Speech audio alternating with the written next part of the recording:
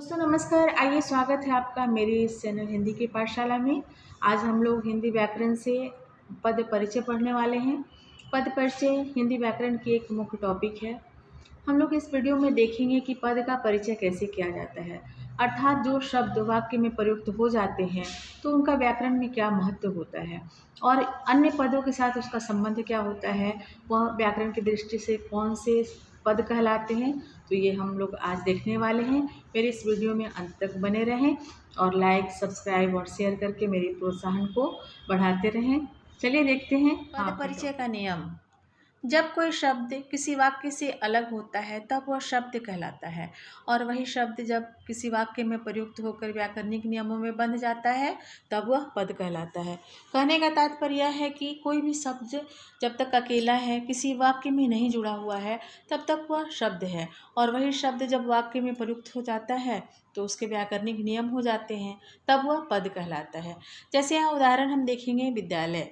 विद्यालय एक शब्द है और उस विद्यालय से जब हम वाक्य बनाते हैं, मैं विद्यालय जाती हूँ, तब वह पद बन जाता है। वही विद्यालय यहाँ पर पद बन गया।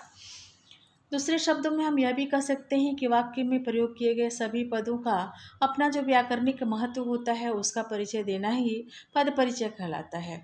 दूसरे अर्थ में हम यह कह सकते हैं कि वाक्य में प्रयोग किए गए सभी पद का अपना जो व्याकरणिक महत्व होता है उसी का संबंध बताना, उन्हीं शब्दों का संबंध बताना कि व्याकरण में उसका क्या महत्व है, व्याकरण की दृष्टि से वे शब्द क्या है, उसका परिचय देना ही पद परिचय कहलाता है। यहाँ हम इन उदाहरणों में देखेंगे कि कैसे हमने इन पदों का परिचय किया है। पहला है उदाहरण, नेताजी भाषण दे रहे हैं। नेताजी भाषण दे रहे हैं तो नेताजी कौन से शब्द हैं? तो संज्ञा शब्द हैं और जातिवाचक संज्ञा है। उनका लिंग क्या है? तो पुल्लिंग है और वो किस वचन में है? तो एक वचन में है। इस तरह से हमें नेताजी शब्द का परिचय दिया। दूसरे उदाहरण में हम देखेंगे, मेरी टोपी लाल है। तो यहाँ लाल शब्द का हम परिचय देंगे। तो लाल गुणवाचक विशेषण है, एक वचन में है और टोपी उसका विशेष्य है। मैं पढ़ रहा हूँ। मैं यहाँ पर सर्वनाम शब्द है और वह पुरुषवाचक सर्वनाम है, उत्तम पुरुष है, एक वचन में है और पुल्लिंग है।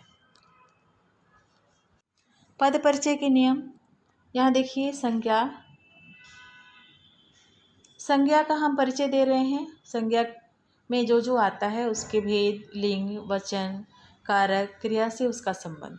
सर्वनाम का परिचय देते वक्त हम सर्वनाम के अंतर्गत जो जो शब्द आते हैं वो सब हम यहाँ पर उसका परिचय देंगे। सर्वनाम में भेद, लिंग, वचन, कारक, क्रिया से उसका संबंध। विशेषण में विशेषण के भेद, उसकी अवस्था, उसका लिंग, वचन और विशेष्य। क्रिया में भेद, लिंग, वचन, काल, कर्ता, कर्म। इस तरह से हम इन पदों का परिचय किए। क्रिया विशेषण में क्रिया विशेषण के भेद, क्रिया और उसका विशेष्य, यानी जो विशेषण क्रिया की विशेषता बता रही है वह कौन सी क्रिया है वही उसका विशेष्य होगा। तो इस तरह से हम क्रिया विशेषण को परिभाषित करेंगे। संबंध बोधक में भेद और जिससे संबंध है उसका वर्णन, यानी जिन दो शब्दों में संबंध होता है उसका वर्णन करेंगे। समुच्चय बोधक में भेद और योजित शब्द, यानी किससे वो जुड़ रहे हैं। विस्मयादि बोधक में उसका भेद और भाव का उल्लेख। इस तरह से हम इन पदों का परिचय देते हैं। व्याकरण की दृष्टि से शब्द के 8 भेद होते हैं। हमने 8 भेदों का यहाँ परिचय दिया है। पहला है बालक, यानी संज्ञा।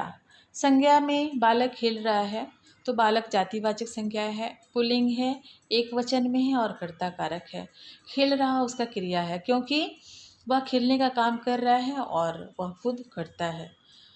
दूसरा है मैं लिख रहा हूँ। मैं सर्वनाम है, उत्तम पुरुष सर्वनाम है, पुल्लिंग है, कर्ता कारक है क्योंकि वह लिखने की क्रिया कर रहा है। तीसरा उदाहरण है, काला घोड़ा दौड़ रहा है। यहाँ पर देखिए विशेषण है काला और गुणवाचक विशेषण है, पुल्लिंग है, एक वचन में है और विशेष्य उसका घोड़ा है। मोहन हंसता है। यहाँ पर हंसना क्रिया की विशेषता बताई क्रिया का पद परिचय किया जा रहा है। तो क्रिया कौन सी है? तो अकर्मक क्रिया है, क्योंकि मोहन जो हंसने की क्रिया कर रहा है तो उसका प्रभाव सीधे मोहन पर ही पड़ रहा है, इसलिए वह अकर्मक क्रिया है। मोहन का लिंग पुल्लिंग है, एक वचन में है और हंस धातु है, क्योंकि कभी भी क्रिया जो है वो धातु से ही निर्मित होती है और वह वर्तमान काल में है और कर्तृवाच्य है। पांचवा है सुमित तेज चलता है। सुमित तेज चलता है, यहाँ पर चलने की विशेषता बताई जा रही है कि वह तेज चल रहा है, तो वह क्रिया विशेषण है और उसका भेद है रीतिवाचक। चलता है क्रिया का विशेषण, क्योंकि यहाँ पर चलना जो है वह क्रिया है और उसका विशेषण है तेज।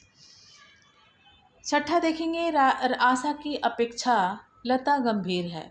तो आशा की अपेक्षा लता गंभीर है, यहाँ आशा और लता में संबंध बताया जा रहा है और तुलना की जा रही है। तो यहाँ पर यह संबंध बोधक शब्द है। सातवां देखेंगे, तुम पेन और पेंसिल ले लो।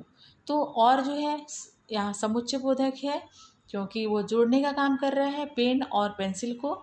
समानाधिकरण है, समानाधिकरण मतलब यहाँ पर दोनों शब्द जो हैं वो समान अर्थ बता रहे हैं और ये जो और शब्द जो हैं वो पेन और पेंसिल में संबंध बता रहे हैं।